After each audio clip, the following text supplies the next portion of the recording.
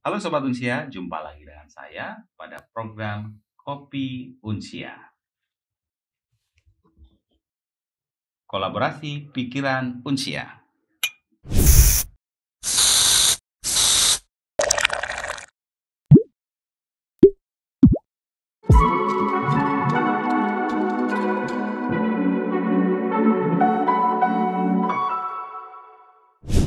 Baik, pada kesempatan ini saya kedatangan tamu yang sangat istimewa. Beliau adalah sahabat saya, beliau adalah teman kopi saya, teman kolaborasi pikiran. Pada saat kami sama-sama berjuang ya, di Universitas Gunadarma. Saya ingat Pak Fahru Roji selalu menemani saya untuk berdiskusi berbagai hal ya, khususnya tentang psikologi ya Pak. Iya betul. Selamat datang Pak Fahru Roji. Selamat. Ini adalah kali pertama Pak Fahru Roji hadir di Unsia TV ya. Pak Fahru Roji saat ini memiliki jabatan struktural di Universitas Gunadarma sebagai Wakil Dekan 3 Fakultas Psikologi ya Pak. Iya betul Pak. Selain sebagai dekan, Wakil Dekan 3, beliau juga aktif dalam menulis buku tentang psikologi dan spiritual. Iya. Dan ada banyak sekali buku yang sudah diterbitkan, dan pada kesempatan kali ini kita akan membahas buku yang sangat fenomenal ya, karena banyak sekali terjual ya Pak ya. Alhamdulillah. Bestseller ya Pak ya. Alhamdulillah. Ya, bukunya berjudul Mati Suri. Pak Fahru Roji, buku ini setelah saya baca ternyata merupakan hasil riset ya Pak ya? Iya betul Pak. Bisa nggak diceritakan Pak, sebenarnya bagaimana tahapan riset yang Bapak Fahru Roji lakukan sehingga menghasilkan buku yang sangat luar biasa ini? Baik, terima kasih Pak Novi. Senang sekali saya bisa bertemu kembali dengan Pak Novi setelah beberapa lama kita tidak bertemu ya Pak Novi. Iya. Alhamdulillah di tempat yang baru ini Pak Novi juga cemerlang begitu ya. Alhamdulillah bisa menghidupkan tempat yang baru ini. Ya baik, sebelumnya saya mau cerita dulu kali ya latar belakang kenapa buku ini saya tulis begitu Pak Novi. Ya, jadi saya tulis di pengantar buku ini, saya ceritakan tentang perjalanan spiritual saya. Oh iya. Begitu. Jadi Bapak pernah mengalami mati suri? Bukan. Oh, bukan. Saya pikir pernah mengalami mati suri. Bukan. Ya, gimana Tapi Pak? ada kaitannya dengan kematian. Oh gitu. Iya, jadi saya ingat sekitar 2 atau 3 tahun sebelum saya melakukan penelitian ini, selama dalam waktu 2 tahun, itu setiap hari saya selalu bertemu dengan simbol-simbol kematian. Oh. Itu setiap hari. Contohnya apa Itu Pak? setiap hari Pak Novi. Simbol kematian. Itu contohnya seperti apa Pak? Contohnya misalnya saya melihat iring-iringan ambulan, saya melihat simbol bendera kuning, saya melihat orang meninggal di mana aja lah. Saya melihat kuburan, saya mendengar kabar kematian, bahkan keluarga dan kerabat juga akhirnya meninggal. Dan itu kemudian saya tandain. Iya. Ini karena bukan beberapa hari, setiap hari. Setiap hari dan kemanapun saya pergi. Setiap hari. Mimpi. Bukan mimpi, memang dalam keadaan nyata. Sampai saya kemudian menelusuri, membuktikannya. Saya mau mencoba membuktikan secara empiris. Semua jalan yang saya lewati untuk ke rumah saya, baik jalan utama maupun jalan tikus, gang kecil, itu harus melewati kuburan. Memang iya. Pernah nggak mencoba? Saya sudah telusuri. Ya, pernah nggak mencoba? Oke, saya ingin menghindari simbol kematian itu. Nggak bisa sampai hari ini. Kalau hari ini intensitasnya nggak kayak dulu. Nggak kayak dulu. Sampai tadi lewat kuburan nggak Pak? Lewat kuburan lah, kan semua jalan yang saya lewati dari rumah saya itu harus lewat kuburan.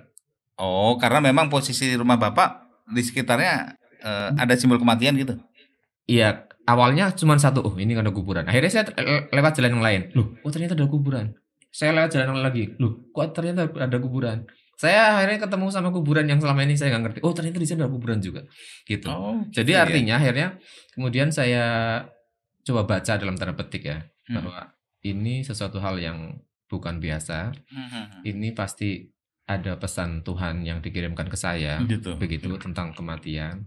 Maka kemudian jauh sebelum buku ini, saya sudah menuliskan buku tentang The Secret of Kematian. Oh, Iya, itu jadi ini itu apa kalau namanya? The Secret of Kematian itu lebih kepada pengalaman individu dan kajian agama ya, Ya, gitu. bestseller juga Pak ya? Iya, itu lebih banyak penjualannya. Mhm. Saya cerita tentang proses kematian ayah Mhm. saya, Mhm. kemudian kakak saya begitu. Kalau saya rasa itu lebih emosional lah dibandingkan buku yang ini. Iya, iya, iya. Kalau yang ini kan akhirnya kemudian setelah tercipta buku itu, kemudian saya melakukan penelitian. Nah, penelitian ini kaitannya dengan studi ya, dengan studi gitu, dengan studi. Akhirnya saya melakukan penelitian ini. Nah, awalnya ketika mau mengajukan penelitian ini, proposal saya juga dipertanyakan oleh para dewan profesor gitu. Karena saya masih ingat dari salah satu profesor tuh bilang, di sini tuh nggak ada yang bisa membimbing kamu sih gitu. Loh, kenapa Bro? Karena kita semua belum ada yang pernah mati. Iya Bro. Tapi kemudian saya bilang, tapi saya percaya dengan guru-guru saya. Saya bilang kayak gitu. Nah, ya alhamdulillah akhirnya saya dengan tema ini tema yang apa ya? Tidak lazim di dunia psikologi, itu yang pertama. Yang kedua, referensinya sedikit. Referensinya sedikit karena penelitiannya masih jarang dan tidak banyak orang yang mengalami dan yang mau bercerita. Gitu. Maka kemudian akhirnya tahap-tahapnya ya saya menggunakan metode kualitatif ya, kualitatif dengan teknik sampling, snowball sampling gitu. Jadi saya mulai menelusuri dari banyak referensi yang ada, baik dari buku maupun akhirnya ketemu satu penulis yang namanya Rubiana Subur. Nah, Rubiana Subur ini penulis buku sekaligus penyintas NDA. Dia orang yang mengalami NDA. Akhirnya saya ketemu, kemudian ngobrol-ngobrol.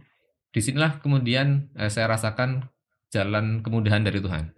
Jadi Rubiana Subur ini ternyata beliau memiliki referensi buku-buku mati suri dari yang paling awal hingga mutakhir, dia punya semuanya. Akhirnya kemudian itu dipinjamkan ke saya. Ini Pak Uji silakan difotokopi. Jadi saya alhamdulillah dalam satu kali kesempatan referensi yang saya cari dapat. Jadi itu menjadi referensi utama ya? Referensi utama. Oke. Apa Pak yang menjadi novelty dari buku yang Bapak buat ini? Iya, Yang Bapak jadi tulis ini? kan kalau NDA itu kan dia ada banyak pengalamannya ya. Nah, ini di buku ini diketemukan pengalaman-pengalaman yang kalau saya baca dari referensi yang sebelumnya itu nggak ada. Nggak ada. Gitu. Nah, jadi buku yang referensi yang Bapak gunakan tadi tidak membahas tentang NDA ya? Iya, dia membahas tentang NDA, tetapi pengalaman yang ada di buku, kan kalau NDA itu buku pertama itu namanya buku Raymond Moody. Raymond Moody itu adalah orang yang pertama kali menciptakan NDA, menciptakan istilah NDA. Dia melakukan penelitian terhadap 150 orang. Nah, menghasilkan 9 episode, 9 episode utama. Nah, dari buku yang hasil penelitian ini yang kemudian saya bukukan, itu ada pengalaman-pengalaman yang nggak ada di temanya Raymond Moody atau di peneliti-peneliti sebelumnya, kayak Atwater begitu. Itu nggak ada. Nah, jadi itu kayak snowball aja saya. Kemudian dari satu orang kemudian ke ini ada Pak, saya sambil lagi begitu. Sampai kemudian saya hanya mendapatkan 3 orang ya, mendapatkan 3 orang subjek yang kemudian dia ternyata memiliki latar belakang yang berbeda-beda gitu, berbeda-beda. Mohon maaf Pak, kan tadi Bapak menyampaikan hanya 3 orang ya, subjek yang menjadi semacam bahan untuk riset Bapak. Nah, apakah itu sudah sangat cukup Pak untuk membuat satu simpulan bahwa mati suri itu seperti ini gitu? Iya, jadi memang ini saya menggunakan metode kualitatif. Kualitatifnya ini saya menggunakan fenomenologi, gitu. Jadi saya menggunakan metode fenomenologi kualitatif, dan salah satu ciri kualitatif itu kan dia tidak membutuhkan subjek yang banyak dan tidak mengeneralisasikan, gitu. Artinya ini berlaku bagi subjek ini aja, begitu. Nah, adapun itu pembahasan dikaitkan dengan penelitian-penelitian yang sebelumnya ternyata ada benang merahnya, ada Ya, ya. kesamaan-kesamaan episode Ya, dan ya, ada ya. yang berbeda justru Oke, begitu. oke. Baik. Menarik sekali Pak Fahrul Razi. Tadi ada beberapa istilah ya, mungkin rekan-rekan mahasiswa atau sobat-sobat usia ada yang belum paham ya. Tadi Iya, ada betul. NDA ya. Iya, itu apa? NDA. Apa sih NDA? Ada istilah NDA itu kepanjangannya Near Death Death Experience. experience, Nah, ya, NDA. apa Pak yang dimaksud dengan NDA ini? Iya, Mohon jadi penjelasan. ya kalau kita orang Indonesia nyebutnya itu mati suri. Cuman kalau mati surinya di Indonesia itu adalah suatu kondisi di mana orang itu sudah meninggal secara fisik, ya kan? Dalam berapa lama, kemudian hidup lagi. Itu namanya mati suri kan? Iya. Nah, padanan kata mati suri kalau dalam bahasa Inggrisnya namanya NDE, Near Death Experience. Nah, ini yang mesti harus kita luruskan. Di dalam kacamata ilmiah, yang namanya Near Death Experience atau NDE itu kondisinya tidak harus mati dulu. Nggak harus mati fisik dulu. Gitu. Kalau yang pernah saya baca Pak, kematian itu ada beberapa tahap Pak ya, ada beberapa tahapan. Nah, kira-kira NDE itu pada tahap yang mana Pak? Jadi kalau NDE ini kriterianya itu adalah orang itu yang pertama konteks ya, ada konteks. Konteksnya orang ini mengalami kondisi critical condition. Critical condition. Dalam hal ini misalnya dia mengalami koma, mengalami pingsan, tidak sadar, gitu. Atau bahkan dia pernah meninggal atau mati secara klinis, gitu. Mati secara klinis itu artinya organnya itu sudah tidak berfungsi, ya. Tetapi masih bisa dimungkinkan untuk diaktifkan kembali dengan pacu jantung. Iya, alat bantu Pak ya. Itu mati klinis tuh. Iya. Nanti yang kemudian, mohon maaf Pak, saya potong. Apakah NDE ini harus melewati fase mati klinis? Enggak harus. Gitu. Pokoknya critical condition, gitu. Orang yang misalnya dibius, dibius kan nggak harus mati klinis, gitu. Atau orang pingsan saja, atau orang pingsan, gitu. Itu juga nggak harus mati klinis. Atau orang koma, gitu. Yang penting dia nanti mengalami serangkaian episode-episode sesuai dengan hasil penelitian sebelum-sebelumnya, begitu. Jadi misalnya orang pingsan. Jadi orang pingsan itu bisa mengalami satu kondisi NDA ini? Bisa, asal dia ketika dia dalam keadaan pingsan, dalam keadaan tidak sadar, dia mengalami episode-episode di mana episode-episodenya itu sesuai dengan hasil riset yang sebelumnya. Rujukannya siapa hasil sebelumnya? Ya rujukannya Raymond Moody. Contohnya apa misalnya? Contohnya misalnya masuk ke sebuah lorong. Kemudian dia masuk ke dalam sebuah padang yang luas, kemudian dia bertemu makhluk bercahaya, kemudian mendapatkan pesan, kemudian sampai kepada sebuah batas, kayak gitu-gitu. Nah, kalau selama dia pingsan dan mengalami hal-hal itu, nah berarti dia masuk kategori mati suri atau NDA ini. Gitu. Karena persepsi masyarakat betul, bahwa NDA atau mati suri itu memang harus mengalami mati secara klinis gitu ya. Mati secara tidak hanya secara klinis, saya meninggal dan dikubur terus hidup lagi gitu ya. Padahal sebenarnya tidak seperti itu, Pak. Seperti itu. Ini sebenarnya bisa jadi kajian tersendiri yang khas budaya Indonesia. Karena hasil penelitian mati suri ini sebagian besar dilakukan secara kuantitatif, Pak. Kayak NDA yang pertama kali dilakukan oleh namanya Dr. Raymond Moody. Itu dia melakukan penelitian terhadap 150 orang. Nah, 150 orang ini dia dibagi menjadi dia memilih menjadi dua gitu. Orang yang mati klinis dan satu apalagi orang yang mengalami critical condition tadi gitu. Nah, dari 150 orang itu kemudian diwawancara sama Raymond Moody dan kemudian menghasilkan 9 episode tadi. Oke, jadi ada 9 episode di dalam NDA ya, Pak ya? Iya, itu kalau dari Raymond Moody. Nah, tapi nanti ada beberapa penelitian. Tapi akhirnya ada satu kesimpulan yang nanti gabungan-gabungan. Jadi kayak ada dari Raymond Moody, nanti ada dari Atwater. Nah, Atwater ini skalanya lebih luas lagi. Atwater ini melakukan penelitian terhadap 3.000 orang. 3.000 orang. Nah, jadi penelitian-penelitian yang ada itu akan memperkaya. Kayak misalnya hasil penelitian ini. Hasil penelitian ini memperkaya dari hasil penelitian yang sebelumnya, karena sebelumnya nggak ada. Contohnya apa misalnya di dalam penelitian ini dia melihat gambaran hari kiamat, itu nggak ada tuh, nggak ada sebelumnya, gitu. Mohon maaf Pak, saya potong. mendapatkan gambaran hari kiamat. Nah, apakah itu juga dipengaruhi oleh pengalaman spiritual atau perjalanan spiritual? Dalam arti gini, itu terpengaruh juga dengan agama yang dianut atau bagaimana? Karena kan ada orang-orang atau mungkin orang-orang yang beragama itu memiliki persepsi kiamat yang mungkin berbeda-beda. Iya, Walaupun betul. sebenarnya kiamat ya seperti itu, ada kerusakan gitu kan. Iya. Tetapi beberapa agama juga menyatakan bahwa kiamat itu seperti ini. Nah, Iya. apa itu juga berpengaruh terhadap? Ya, jadi dari hasil penelitian yang saya hasilkan ini kan ada 3 orang. Ada 3 orang nih. Ada 3 orang. Yang pertama dia itu mu'alaf dari Katolik pindah ke Islam. Yang kedua dia Katolik murni. Yang ketiga dia Islam gitu, Islam. Nah, pengalaman mereka masing-masing ini berbeda-beda karena durasi waktunya itu berbeda-beda. Durasi berbeda-beda. Kalau pertanyaan tadi, ada kaitannya nggak dengan agama yang dianut? Kalau dari hasil penelitian ini, itu sangat terlihat pada yang ketiga, yang Islam. Kalau yang Katolik, itu normatif lah. Kayak misalnya ketemu dengan nenek-nenek, menggunakan pakaian Jawa, gitu, kebaya, begitu. Dia diajak naik perahu, kemudian dia melihat simbol-simbol Jawa, tulisan Honocoroko, wayang gitu. Ini padahal dia Katolik nih. Katolik ya. Iya. Tapi kalau yang Muslim yang ketiga nih, subjek yang ketiga, dia itu memang pengalamannya itu sangat kental dengan ajaran-ajaran agama Islam gitu. Misalnya dia ketemu para nabi, ketemu malaikat Raqib Atid, begitu. Terus kemudian dia diperjalankan. Jadi kayak kisah Isra Mi'rajnya Rasulullah itu diperjalankan.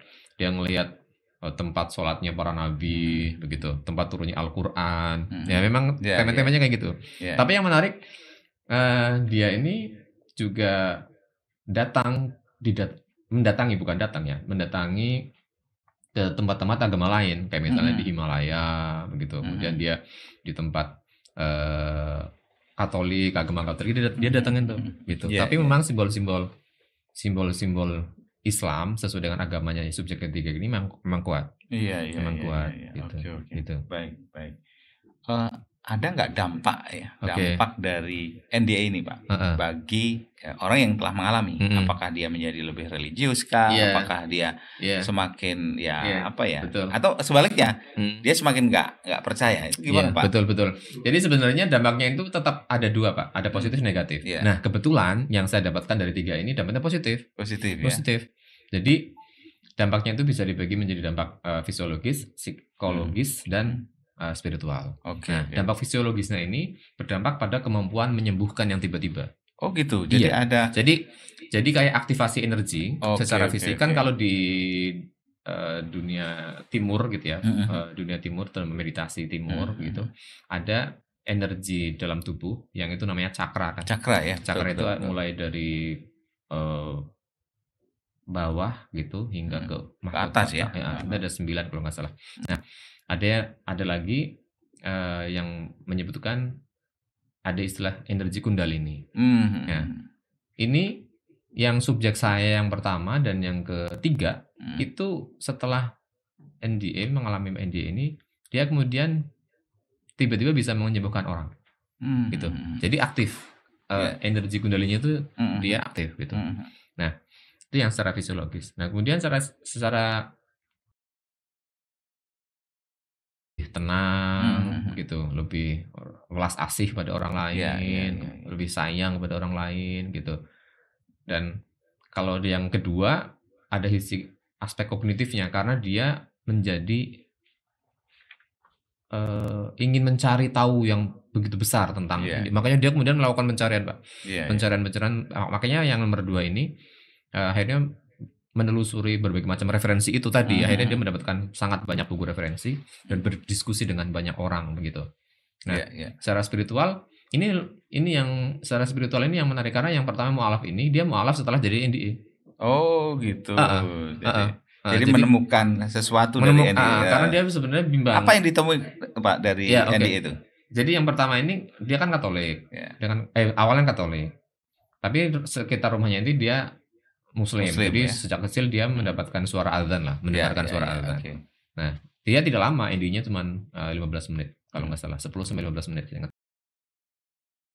Dia mendapatkannya hanya saat pengalaman mendatangi satu tempat padang yang luas begitu, warnanya abu-abu begitu, ada begitu aja sih sebenarnya pengalamannya dia. Tetapi dampaknya setelah itu kemudian dia menjadi mantap gitu. Oh, saya kayaknya harus memilih ini begitu. Gitu. Nah, itu yang pertama. Yang kedua yang spiritual yang kedua ya, yang sebagai kedua ini kan dia memang berasal dari keluarga Katolik dari kecil. Nah, suaminya juga agamanya juga sama. Nah, dia menjadi lebih toleran kepada orang lain. Gitu. Menjadi lebih toleran kepada orang lain, bisa memahami perbedaan, dan akhirnya dia beranggapan bahwa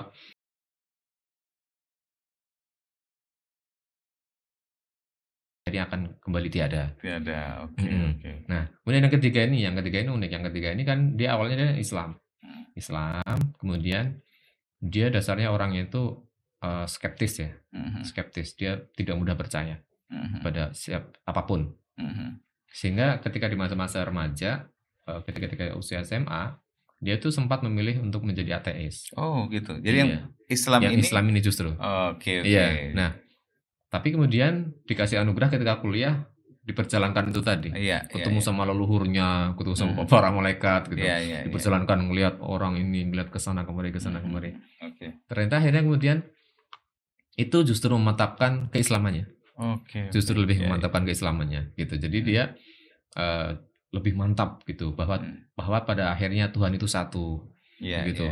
Bahwa kita itu semuanya tuh memiliki Tuhan yang sama begitu. Jadi akhirnya juga dia jadi lebih rajin ibadah, lebih baik dalam hal agamanya, dan juga dia yang nomor 3 ini juga bisa menyembuhkan. Gitu bisa menyembuhkan. Jadi dari 2 subjek dari 3 itu 2 itu memiliki kemampuan menyembuhkan. Betul. Yang dua ini betul. Gitu. Nah, yang paling banyak ini yang 3 pengalamannya gitu. Yang 3 ini paling banyak. Yang paling banyak karena dia memang episodenya tuh sadar nggak sadar. Kayak gitu Pak Dede. Jadi semakin lama durasinya, semakin dalam pengalamannya. Oke, gitu. Baik. Gitu. Luar biasa sekali. Jadi memang kalau dilihat dari apa yang Bapak sampaikan, dampak positifnya jauh lebih besar ya daripada dampak ini setidaknya yang saya temukan ya di subjek ini ya. Tapi memang ada dampak-dampak yang negatif kayak misalnya menjadi takut. Awalnya ini subjek yang kedua saya awalnya itu takut Pak. Takut dengan apa? Takut dengan semua simbol Jawa. Nah, karena kan dia pengalamannya ketika dia mengalami NDE, dia tuh diajak oleh seorang nenek pakai kebaya naik perahu, kemudian dia ngelihat wayang, ngelihat Honor Soroko, kemudian ngelihat setumpukan kartu. Nah, kartu-kartu ini kemudian dia kartunya loncat satu-satu hingga kemudian kartu yang terakhir loncat bersamaan dengan runtuhnya semua dunia. Itu dianggap kiamat. Iya. Jadi dia ada 2 ketakutan. Takut yang pertama ketika dia sadar, dia tiba-tiba takut dengan semua simbol Jawa. Entah itu ngeliat orang kebaya, ngeliat denger lagu orang Jawa, tulisan Jawa, dia takut bener. Takut bener.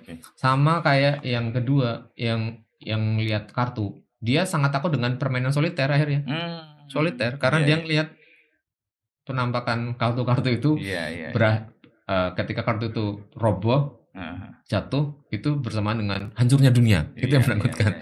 Gitu.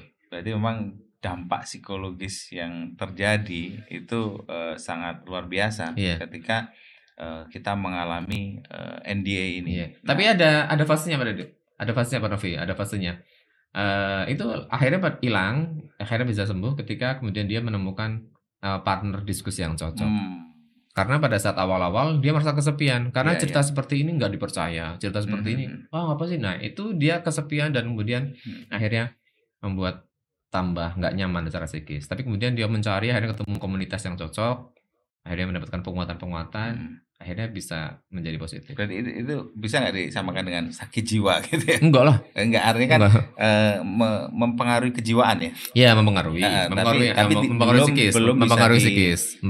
dimasukkan dalam kategori sakit jiwa. Enggak. Karena kan Enggak, bahasanya beda nih. psikisnya terganggu gitu. Ya, itu mengalami ketidakseimbangan psikis lah. Oh, ketidakseimbangan belum sampai ke sakit jiwa gitu ya. Terganggunya psikis itu kan tidak sama dengan gangguan jiwa, Pak. Oh gitu. Iya. Kalau gangguan kan kita kan juga mengalami gangguan psikis. Iya. Misalnya tiba-tiba kita sedih, itu betul. Tiba-tiba kita mudah marah, tiba-tiba kita mudah tersinggung. Itu ya sebenarnya psikis kita terganggu gitu. Iya. Terganggu. Cuman kalau untuk bahasa halusnya kita bilang aja mengalami ketidakseimbangan psikis. Oke. Gitu. Ketidakseimbangan mental. Gitu. Bukan sakit mental, Pak ya? Bukan. Ketidakseimbangan. Ketidakseimbangan mental. Betul. Kita dengarnya enak kan? Iya. Luar biasa sekali. Oke. Tadi sudah disampaikan dampak yang terjadi baik secara fisiologis, dampak secara psikis, dampak secara spiritual gitu ya. Betul. Jadi jika pemirsa mengalami NDA ini ada kemungkinan mengalami 3 dampak tadi. Ya, kita berharap tidak mengalami dampak yang negatif seperti yang tadi gangguan psikis ya. Saya tidak mengatakan menjadi gila, tetapi ada ketidakseimbangan mental. Baik, luar biasa. Oke, Pak Fahru Rozi, dari buku yang saya baca ini juga tadi episode sudah disampaikan betul. Di buku referensi itu ada 9 metode, ada 9 tahap episode. Kalau di sini saya menemukan 16. Jadi inilah mungkin bisa dikatakan novelty dari buku, kebaruan dari buku. Jadi yang referensi sebelumnya yang ditulis oleh Moody ya. Iya, Raymond Moody. Itu 9 episode. Sedangkan Bapak Dr. Fahru Rozi menghasilkan 16 episode. Di mana 16 episode ini digali dari tiga subjek ya, 3 subjek. Baik, sebagai pertanyaan terakhir Pak Dr. Fahru Rozi. Tadi belum sempat saya tanyakan. Oke, baik Pak Novi. Apa yang menyebabkan 3 subjek tadi itu mengalami NDA, Pak? Oke, jadi yang pertama itu sakit. Ya. Sakit ya. Jadi sakitnya mendadak. Jadi dia sedang santai kemudian dia tiba-tiba sakit dan pingsan begitu. Nah, kemudian dia masuk ke alam itu. Oke. Nah, yang kedua dia memang mau persalinan kan. Persalinan. Iya. Jadi operasi sesar. Tapi operasi sesarnya ini biusnya bukan bius parsial. Biusnya bius total. Bius total. Oke. Nah, itu yang kedua ya. Nah, yang ketiga ini dia sebenarnya dia ada periode di mana dia kemudian tiba-tiba pingsan begitu. Kemudian bahkan ketika pada saat dia pingsan, temannya itu bilang bahwa nadinya itu sudah berhenti sebenarnya. Iya, gitu. Nah, jadi dia mengalami periode itu dan yang ketiga ini dia periodenya tuh beberapa kali gitu. Pingsan, sadar, pingsan lagi, sadar lagi begitu. Oke. Gitu. Jadi beda-beda, Pak. Jadi intinya untuk mengalami NGE ini bisa disebabkan oleh banyak bukan banyak faktor tapi banyak kondisi, banyak kemungkinan. Pokoknya intinya adalah terjadi dalam periode tidak sadar. Iya. Jadi bukan mimpi ya, bukan mimpi ya, beda dengan mimpi. Beda. Oke. Baik, Sobat Unsia, sudah kita kupas tuntas buku Mati Suri. Nah, agar Sobat Unsia bisa lebih detail di dalam memahami dan mengerti apa Mati Suri, jangan lupa order buku Mati Suri ke Pak Dr. Fahru Rozi. Mungkin bisa disampaikan bagaimana closing dulu ya kali ya, kesimpulan akhir ya. Oke, nggak apa-apa. Mungkin closing dulu Pak Fahru Rozi. Baik, jadi saya tulis di bagian pagar akhir di penutup buku ini, bagaimanapun juga kan Mati Suri ini atau near death experience ini dia ngalamin sesuatu pengalaman yang mendekati kematian. Gitu. Penggambarannya itu banyak seperti yang diceritakan dalam buku-buku agama tentang kehidupan setelah mati. Gitu. Tapi saya di akhir paragraf di penutup buku ini saya menuliskan bahwa penulis tetap tidak berani menyimpulkan bahwa kehidupan setelah mati yang sebenarnya adalah sebagaimana yang diceritakan oleh subjek yang mengalami penelitian, baik dalam buku saya maupun di penelitian-penelitian yang lain. Itu penulis sama sekali tidak berani menyimpulkan kehidupan yang setelah mati ya seperti ini. Saya tidak berani menyimpulkan seperti itu. Bagi penulis adalah kehidupan setelah mati merupakan rahasia ilahi yang sampai kapanpun tidak akan pernah bisa diketahui secara faktual oleh kita yang manusia yang hidup. Gitu. Nah, tugas kita, saya menambahkan pesan moral di sini. Tugas kita di masa hidup adalah menambahkan bekal sebanyak-banyaknya biar nanti ketika kita sudah meninggal, kita menjalani hidup setelah mati itu dalam keadaan nyaman, damai, sejahtera. Gitu. Ya, Gitu ya. menurut. Baik, luar biasa sekali Pak Dr. Farozi. Mungkin bisa disampaikan jika ada yang tertarik ingin membeli buku Mati Suri, bagaimana nih Pak Farozi cara pesannya? Baik, bagi yang ingin memberi buku Mati Suri bisa hubungi nomor saya, gitu. Nanti disampaikan di link boleh ya? Boleh di link atau di Shopee. Di Shopee juga sudah ada. Oke. Nanti kalau di Shopee nanti juga ada linknya di komen bawah ini. Baik, jadi sekali lagi untuk Sobat Usia yang tertarik dengan buku Mati Suri, nanti bisa belanja di Shopee dan juga bisa langsung COD. COD. Bisa langsung kontak Pak Dr. Farozi. Beliau akan melayani Sobat Usia dengan baik gitu. Oke, alhamdulillah perbincangan kali ini banyak sekali pengetahuan ya, banyak sekali pengetahuan yang kita dapatkan terkait Mati Suri, dan insya Allah nanti kita akan berjumpa di episode berikutnya atau pembahasan berikutnya. Baik Sobat Usia, demikian tadi episode tentang Mati Suri. Sampai jumpa di episode yang akan datang. Saya Novi Dianatasya pamit undur diri.